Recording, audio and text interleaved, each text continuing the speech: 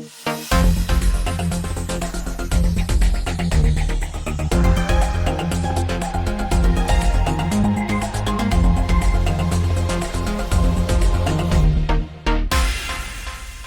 следите неделното интервју на Радио Слободна Европа, почитувани. Наш денешен гостин е директорот на Агенцијата за разузнавање Еролд Муслиу. Господине Муслиу, разговараме една година од вашето именување на функцијата. Што се промени од вашето доаѓање? Една од најсилните страни на агенцијата е изградениот имидж на меѓународен план. Со реализирани успешни разузнавачки операции. За жал, изминатите неколку години таа препознатливост, за која вложивме многу труд, беше нарушена заради поединци кои, користејќи го привилегираниот статус и врски со политичките структури во државата, се мешаа во работата на агенцијата. Знаете, во разузнавањето изгубената доверба тешко се враќа кај партнерите. Затоа од мај 2019 година ние во агенцијата работиме да ја вратиме довербата на стратешко, регионално и меѓуинституционално ниво. Успеавме да имаме независна улога, автономна улога во работата, во извршувањето на задачите, ослободена од партиски и политички влијанија. Тоа е многу битно. Денес агенцијата е повеќе мобилна и прилагодлива да делува во дадени ситуации. Најбитното што го добивме во квалитет е да бидеме објективни. Велот се злоупотребувале политичките врски. Има ли прочистување во агенцијата? Се зборот прочистување малку е тежок. Тој опфаќа некои моменти околу издавање на безбедности сертификати и во овој дел ние активно соработуваме со соодветните тела за безбедност на НАТО, а на внатрешен план имаме одлична соработка со оние институции кои по закон се за тоа задолжени. Пред се мислам на Дирекцијата за безбедност на класифицирани информации и на Агенцијата за национална безбедност. Колку може да се спроведат реформите, имајќи предвид дека работите по закон стар 25 години, а новиот предлог не помина во собранието пред распуштањето? Веќе извесен период ние бевме соочени со потребата да се измени или да се донесе нов закон за Агенцијата за разузнавање, бидејќи актуелниот е од 1995 година и тој веќе не кореспондира со реалните потреби на функционирање. Со новиот закон јасно се дефинира местото и улогата на агенцијата како единствена институција надлежна за надворешно разузнавање, со задача да прибира податоци и сознанија за асиметрични закани, хибридни закани и сајбер закани од странство. Меѓу другите работи, ово сакам посебно да го потенцирам, со овој закон се уредуваат и работничките права, социјалниот статус на вработените, барање кое беше долги години игнорирано од претходните раководства. Како што знаете, за жал, законот не помина во собрание заради поднесените повеќе од 1000 апсурдни амандмани од страна на опозицијата. Која беше позадината на нивниот потек, односно бойкотирањето и отпорот за дефинирање на агенцијата во професионална служба по НАТО стандардите, останува да каже времето. Убеден сум дека ние ќе имаме нов закон, впрочем тоа од нас го бараат НАТО и ЕУ. Додека сте вие директор на агенцијата, Македонија стана членка на НАТО. Од ваш аспект, што добиваме со членството на НАТО и од друга страна, што добива НАТО со тоа што ние сме внатре? Република Северна Македонија не е веќе сама за себе. Таа е дел од најмоćниот воено-политички сојуз, со што заканите по нашата национална безбедност се и закани за сојузот и обратно. Инаку добивме многу. Добивме сојузнички пристап до информациите, побрза размена на информации, заедничко делување во справување со предизвиците и заканите.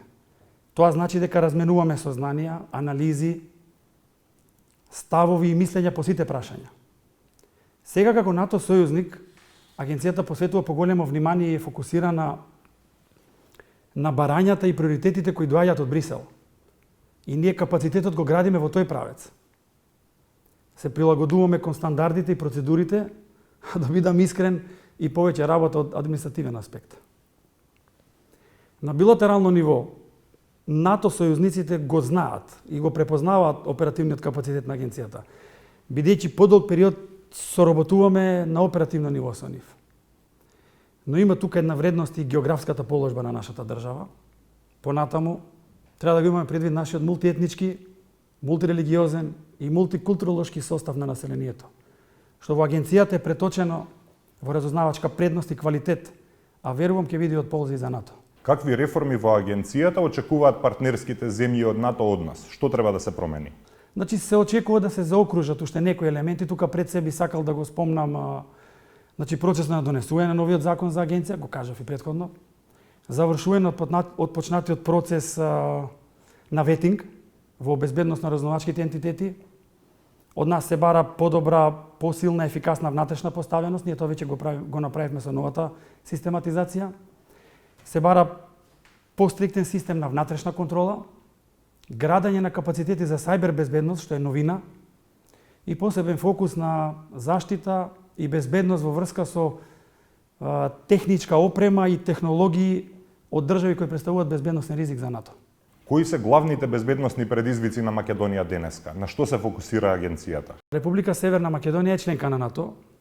Заеднички работиме со НАТО и ги споделуваме приоритетите и фокусот на работа. Тука пред се би сакал да го издвојам како приоритет геополитичкото ривалство, кое развива хибридни стратегии и закани. Регионалните појави и процеси, внатрешните и меѓународните конфликти со можност за влијание врз националната безбедност, оружјето за масовно уништување, тероризмот и насилниот екстремизам од сите аспекти, политички, етнички, религиски, илегалната миграција како појава, но и како алатка во хибридната стратегија на регионалните актери.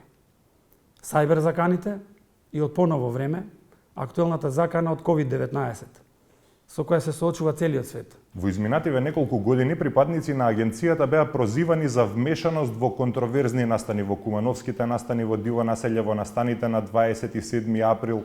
Која е нивната улога во тие настани? Кој е вашето гледање на работите? Двата настани се всушност две темни дамки во поновата историја на нашата држава, но и две горки искуства за нашиот состав и раководењето со агенцијата. Веднаш по моето именување, ние внатре во агенцијата седнавме, разговаравме и одлучивме да формираме соодветни комисии со задача да ја утврдат фактичката состојба од аспект на улогата на агенцијата во двата настани. Констатиравме серија непрофесионални постапки и однесувања кај претходните директори. Работеле само за нив доверливи лица, без да ги информираат и вклучат непосредните сектори задолжени по проблематика. По однос на Кумановскиот настан, морам да го кажам ова, констатирана е неискреност кон јавното обвинителство. За мотивите на групата јасно е дека преовладувал политичкиот мотив за ангажирање на припадниците, иако се споменува и финансискиот момент. Нејасна е причината за контактите на оперативците со водачите на вооружената група, односно недостасуваат информации за нападот во Гошинце и упадот на групата во урбаниот дел на Куманово. Но, добро е што јавноста разбра новата реалност во агенцијата, односно автономноста и објективноста во нашето работење, па почнавме да добиваме и нови информации кои за агенцијата претходно беа непознати. Сепак сметам дека одреден дел од потребните сознанија, за да го комплетираме целиот случај, се наоѓаат кај некои од осудените. Не исчезнаа сите тајни со загинувањето на двоецот Риза и Ндрецај. По однос на насилниот упад во собранието на 27.4.2017 година, направени се грешки во раководењето и селекцијата на оперативците кои биле ангажирани. Најнапред е нејасно зошто била инволвирана агенцијата и нејзините припадници во настани од надлежност на органите за јавен ред. На терен биле испратени припадници со минимално работно искуство во агенцијата или со што туку положен приправнички испит. Испратени на терен без јасна цел и оперативна подготовка, односно требале да идентификуваат странско присуство на субјекти за кои нема идентитет, опис или фотографија. Но што е најбитно? Ние нашата работа ја завршивме.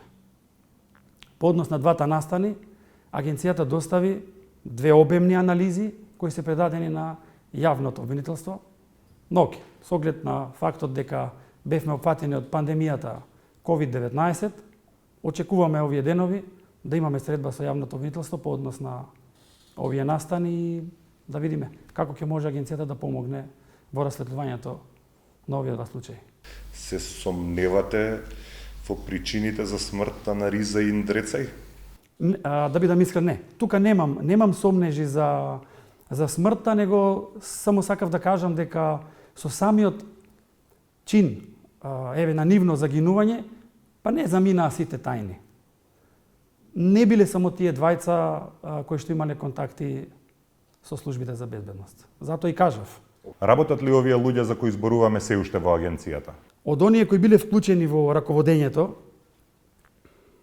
давањето инструкции и оперативното постапување на терен, поврзано со Кумановскиот настан, можам да кажам дека денес неколкумина од нив не се веќе припадници на агенцијата, а тогашниот директор сега е министер за внатрешни работи. По однос на насилниот упад во собранието, како што знае јавноста, вие знаете, имаме еден осуден припадник на агенцијата. Други кои биле ангажирани веќе не се дел од нашиот состав, а тогашниот директор на агенцијата исто така веќе не е дел од армиско-безбедносниот состав.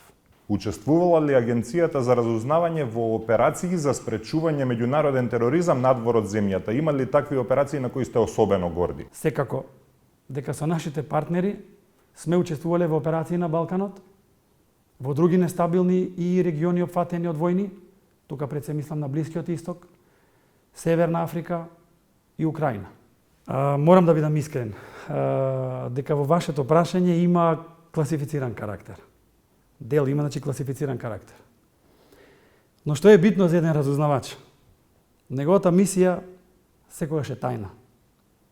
За евентуалната грешка ќе разберат сите, а тој може да плати со живот. Но успехот во вакви операции е внатрешното чувство што го имате во себе, дека сте спасиле човечки живот. Или објекти и добра од витално значење за безбедноста на граѓаните и државата. Мислам дека разбравте дека сме учествувале во вакви операции. И сум горд на голем број од успешно завршени операции. Ви благодарам за издвоеното време. Благодарам на поканата. Го следевте неделното интервју на Радио Слободна Европа, почитувани. Наш гостин беше директорот на Агенцијата за разузнавање Еролд Муслиу. До гледање.